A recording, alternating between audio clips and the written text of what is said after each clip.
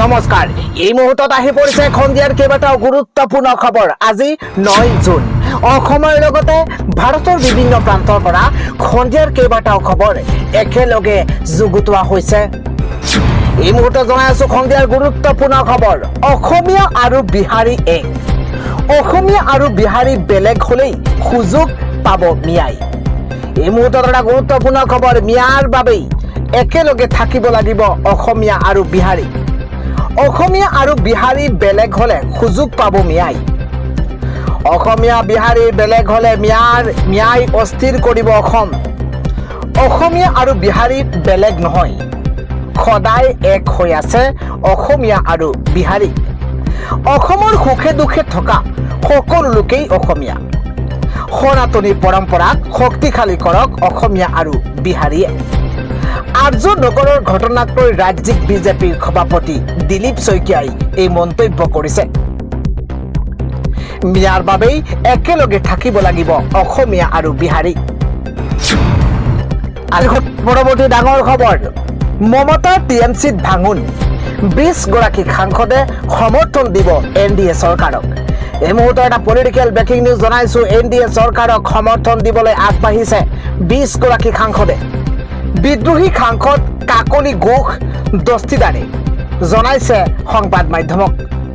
NDA চৰকাৰলৈ সমৰ্থন আগবঢ়াই লোকসভাৰ অধ্যক্ষলৈ পত্ৰ প্ৰেৰণ কৰা হৈছে। লোকসভাৰ 20 গৰাকী সাংসদে সমৰ্থন আগবঢ়াব এনডিএ চৰকাৰক। এটা পলিটিকেল ডাঙৰ খবৰ জনাইছো। অধ্যক্ষ ওম বিৰলালৈ টিএমচিৰ 20 সাংসদৰ সমৰ্থন পত্ৰ প্ৰেৰণ কৰা হৈছে।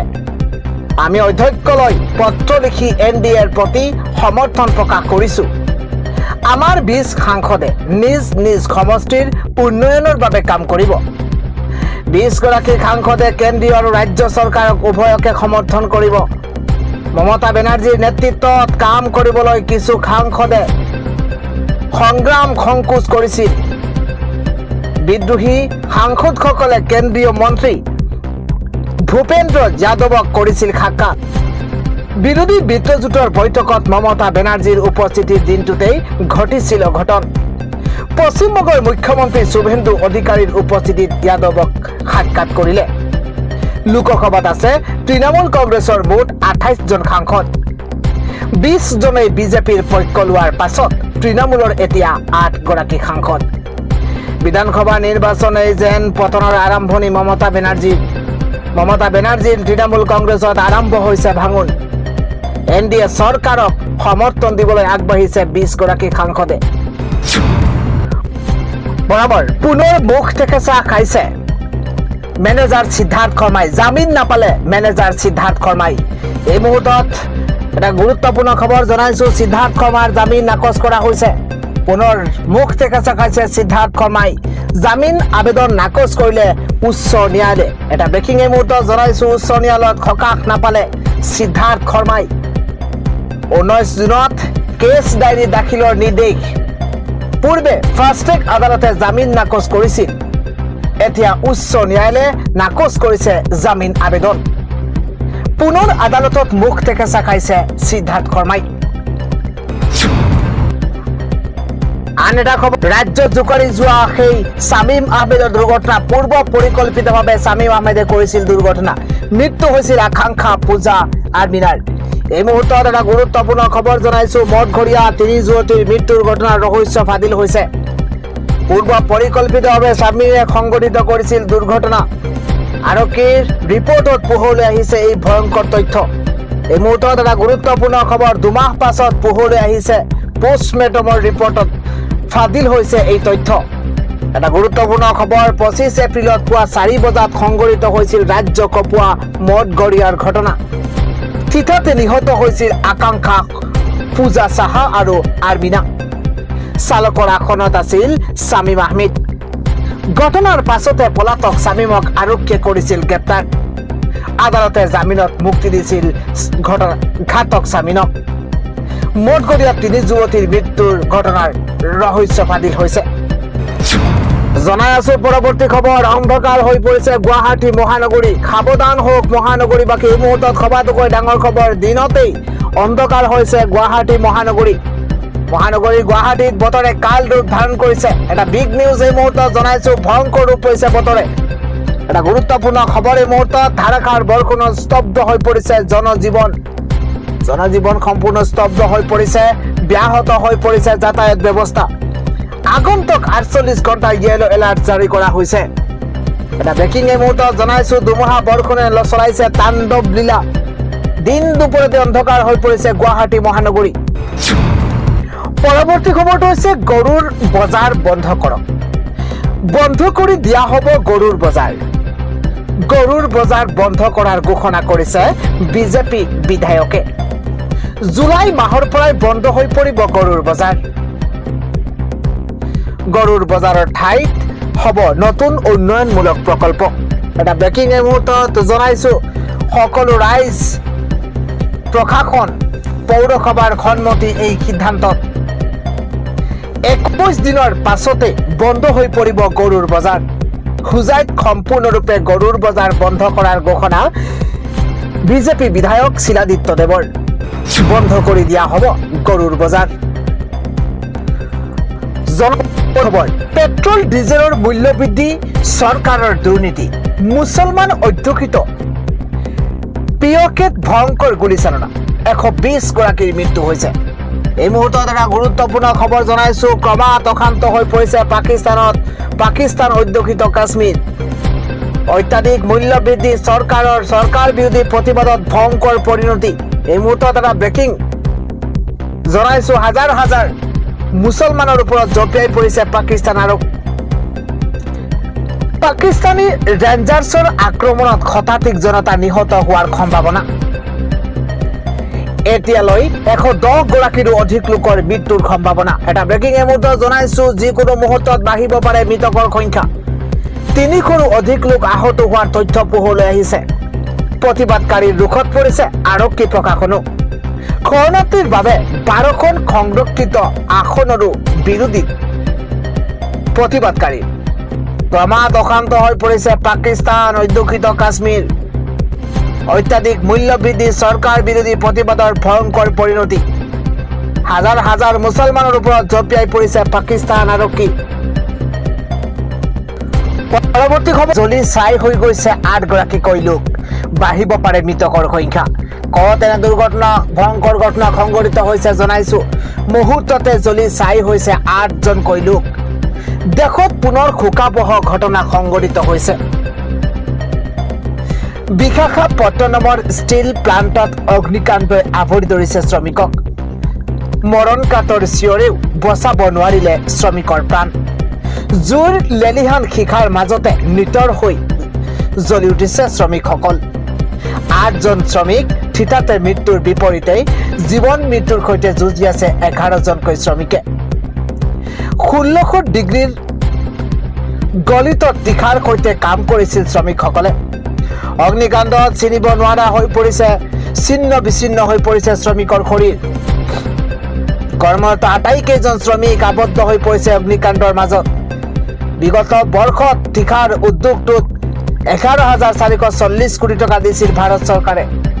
ঘটনাৰ পাছতে বন্ধ হোৱাৰ উপক্ৰম RINL নামৰ উদ্যোগটো। মুহূৰ্ততে জ্বলি ছাই হৈ পৰিছে 8জনকৈ লোক। আন এটা খবৰ হৈছে, LPG চিলিণ্ডাৰৰ গ্ৰাহকৰ বাবে ডাঙৰ খবৰ আহি পৰিছে। নাপাব এতিয়া আপুনি ৰাজ সাহায্য।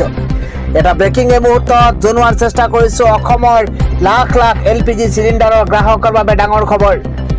ৰন্ধন গেছৰ নাটনিৰ মাজতে ভাৰত চৰকাৰৰ বৃহৎ সিদ্ধান্ত। এটা বিগ নিউজ এই মুহূৰ্তত জনাইছো, 8টাৰ পৰিৱৰ্তে 4টা চিলিণ্ডাৰতহে লাভ কৰিব ৰাজ সাহায্য। প্ৰধানমন্ত্ৰীৰ উজ্জ্বলা আঁচনিৰ হিতাধিকাৰীক লৈ বৃহৎ সিদ্ধান্ত গ্ৰহণ কৰা হৈছে। এটা ব্ৰেকিং এই মুহূৰ্তত জনাইছো, এটা বিত্তীয় বৰ্ষত পূৰ্বে 8টা চিলিণ্ডাৰত ৰাজ সাহায্য পাইছিল জনতাই। 300টাতকৈ অতিৰিক্ত ৰাজ সাহায্য দিছিল চৰকাৰে। LPGৰ মূল্য বৃদ্ধি পোৱাৰ বাবে চৰকাৰে সলনি কৰিছে নিয়ম। এতিয়াৰ পৰা উজ্জ্বলা গেছৰ 4টাতহে ৰাজ সাহায্য পাব জনতাই। অসমৰ লাখ লাখ LPG চিলিণ্ডাৰ গ্ৰাহকৰ বাবে ডাঙৰ খবৰ আহি পৰিছে। ৰন্ধন গেছৰ নাটনিৰ মাজতে ভাৰত চৰকাৰৰ বৃহৎ সিদ্ধান্ত। 9টাৰ পৰিৱৰ্তে 4টা চিলিণ্ডাৰতহে লাভ কৰিব ৰাজ সাহায্য। জনাইছো পৰৱৰ্তী খবৰ কণমানি খাদিজা পাৰবিনৰ মৃত্যুক লৈ আজি উত্তপ্ত পৰিস্থিতি লণ্ড ভণ্ড কৰিছে চিকিৎসকৰ কোৱাৰ্টাৰ এই মুহূৰ্তৰ ডাঙৰ খবৰ জনাইছো মৃতদেহ লৈ ৰাজপথত প্ৰতিবাদ সাব্যস্ত কৰা হৈছে তামাৰহাট প্ৰাথমিক চিকিৎসালয়ৰ গাফিলতিৰ বাবে মৃত্যু হৈছে খাদিজাৰ অৰ্পদৰ্শনত মৃত্যু হৈছিল তৃতীয় শ্ৰেণীৰ ছাত্ৰী খাদিজা হস্পিটাললৈ নিয়াৰ পিছতো গুৰুত্ব দিয়া নাছিল কৰ্তৃপক্ষই এটা বিগ নিউজ এই মুহূৰ্তত জনোৱাৰ চেষ্টা কৰিছো দুৰ্ব্যৱহাৰ কৰি উভতাই পঠিয়াইছিল ঘৰলৈ ইয়াৰ পাছতে মৃত্যু হৈছিল খাদিজাৰ মৃত্যুক লৈ সৃষ্টি হৈছে উত্তপ্ত পৰিস্থিতি এটা ব্ৰেকিং এই মুহূৰ্তত জনোৱাৰ চেষ্টা কৰিছো ৰাইজে ভাঙি লণ্ড ভণ্ড কৰিলে চিকিৎসকৰ কোৱাৰ্টাৰ ফাৰ্মাচিষ্ট ইক্ৰামুল হক তালুকদাৰক নিলম্বনৰ দাবী জনোৱা হৈছে ভুক্তভোগীৰ পৰিয়ালক 10 লাখ টকাৰ ক্ষতিপূৰণৰ দাবী ৰাইজৰ কণমানি খাদিজা পাৰবিনৰ মৃত্যুক লৈ এটা উত্তপ্ত পৰিস্থিতি হৈছে ধুবুৰীৰ তামাৰহাটত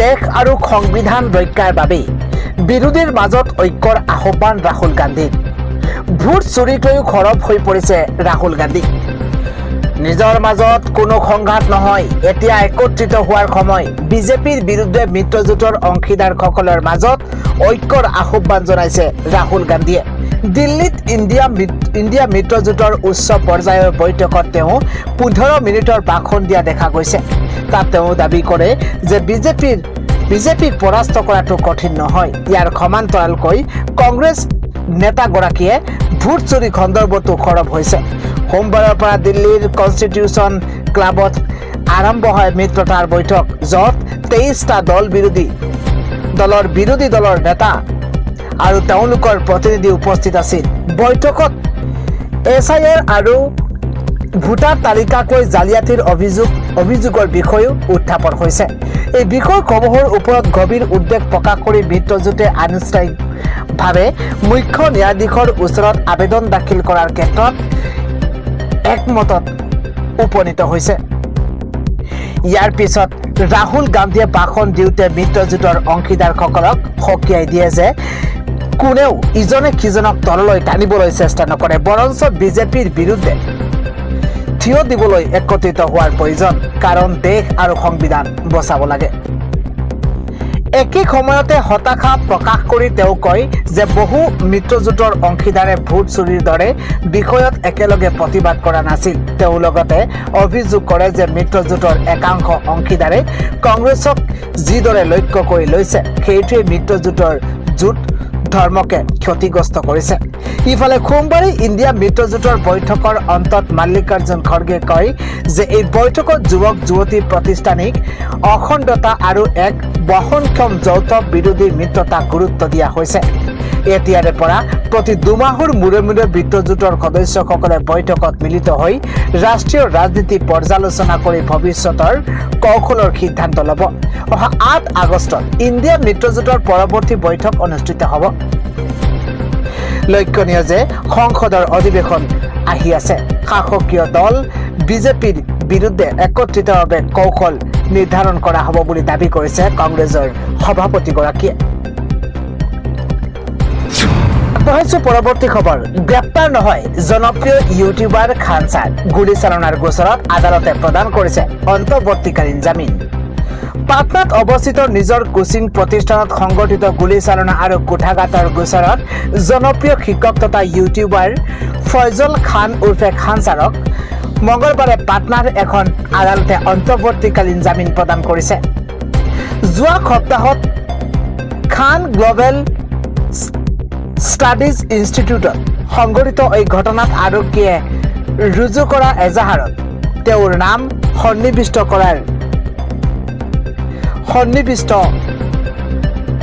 কৰাৰ পাছতেই শিক্ষকগৰাকীয়ে পাটনা দেৱানী আদালতত আগতীয়া জামিন বিচাৰি আবেদন দাখিল কৰিছিল উল্লেখযোগ্য যে যোৱা 2 জুনৰ নিশা প্ৰায় 15-20 জনীয়া এটা দলে প্ৰতিষ্ঠানটোৰ বেনাৰ পোষ্টাৰ ফালি পেলোৱাৰ লগতে চৌহদত শিলগুটি নিক্ষেপ কৰিছিল চিচিটিভি ফুটেজত একাংশ লোকে কোঠাঘাতমূলক কাৰ্যত লিপ্ত হোৱাৰ দৃশ্য বন্দী হোৱাৰ সমান্তৰালকৈ প্ৰতিষ্ঠানটোৰ নিৰাপত্তা ৰক্ষীয়ে শূন্যলৈ গুলীচালনা কৰাৰ ভিডিঅ' পোহৰলৈ আহিছিল এই ঘটনাৰ পাছতে আৰক্ষীয়ে ভিডিঅ'ত দেখা পোৱা 2জন নিৰাপত্তা ৰক্ষীক চিনাক্ত কৰি আটক কৰিছে জেৰাৰ সময়ত তেওঁলোকে স্বীকাৰোক্তি কৰে যে নিৰ্দেশ পোৱাৰ পাছতে তেওঁলোকে নিজৰ অনুজ্ঞাপত্ৰ .315 ৰবৰ্ট ৰাইফলৰ পৰা 2 জাইকৈ গুলীচালনা কৰিছিল। লগতে তেওঁলোকে আৰক্ষীৰ আগত প্ৰকাশ কৰে যে ঘটনা সংঘটিত হোৱাৰ সময়ত খানছ আৰু সেই স্থানত উপস্থিত আছিল। আগবঢ়াইছো পৰৱৰ্তী খবৰ। তামিলনাডুৰ মুখ্যমন্ত্ৰী হিচাপে জোচেফ বিজয়ৰ প্ৰথমটো মাহ সাধাৰণ জনগণৰ বাবে কি কৰিলে প্ৰতিটো খবৰ এই মুহূৰ্তত জনাইছো। তামিল চলচ্চিত্ৰৰ এজন জনপ্ৰিয় নায়কৰ দৰেই জোচেফ বিজয়ে তামিলনাডুৰ ৰাজনীতিটো এক ধুমুহাৰ সৃষ্টি কৰি যোৱাৰ বাহত ৰাজ্যখনৰ নৱমগৰাকী মুখ্যমন্ত্ৰী হিচাপে শপত গ্ৰহণ কৰিছিল। বিগত কেইবা দশক ধৰি চলি অহা পৰম্পৰাগত ৰাজনীতিত আধিপত্য ভংগ কৰি তেওঁ শাসনভাৰ হাতত লৈছে। মুখ্যমন্ত্ৰী হিচাপে তেওঁৰ কাৰ্যকালৰ প্ৰথমটো মাহ সম্পূৰ্ণ হোৱাৰ পিছতে এতিয়া তেওঁৰ কাম কাজক লৈ ৰাজ্যখনত ব্যাপক চৰ্চা আৰম্ভ হৈছে। এই এটা মাহত তেওঁৰ শাসনত যেনেকৈ এক দৃঢ় সংকল্প আৰু উচ্চাকাংক্ষা দেখা গৈছে, তেনেকৈয়ে কিছুমান ক্ষেত্ৰত তেওঁ প্ৰাৰম্ভিক ভুল ত্ৰুটিৰ সন্মুখীন হ'বলগীয়া হৈছে। মুখ্যমন্ত্ৰী বিজয়ৰ কাৰ্যকালৰ আটাইতকৈ চৰ্চিত বিষয়টো হৈছে তেওঁৰ চৰকাৰী কাৰ্যালয়ৰ অনুশাসন আৰু সময়ানুৱৰ্তিতা। তামিলনাডুৰ পৰম্পৰাগত বগা সাজযোৰৰ পৰিৱৰ্তে তেওঁ আনুষ্ঠানিক সাজ পৰিধান কৰি কাৰ্যালয়লৈ আহে। তেওঁ প্ৰতিদিনে নিৰ্ধাৰিত সময়ত নিজৰ কাৰ্যালয়ত উপস্থিত হয় আৰু দৈনিক 7 ঘণ্টাকৈ একেৰাহে কাম কৰে।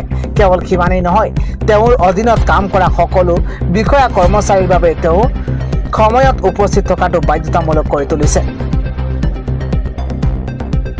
তেওঁ দুপৰীয়াৰ আহাৰ ঘৰৰ পৰা নিজেই লৈ আহে আৰু কাৰ্যালয়ৰ ভিতৰতে আবদ্ধ থাকি অতি সৰলভাৱে গ্ৰহণ কৰে, যাৰ ফলত প্ৰশাসনৰ শীৰ্ষ পৰ্যায়ত এক গভীৰ আৰু ইতিবাচক বাৰ্তা প্ৰেৰণ হৈছে বুলি ইতিমধ্যে জানিব পৰা গৈছে।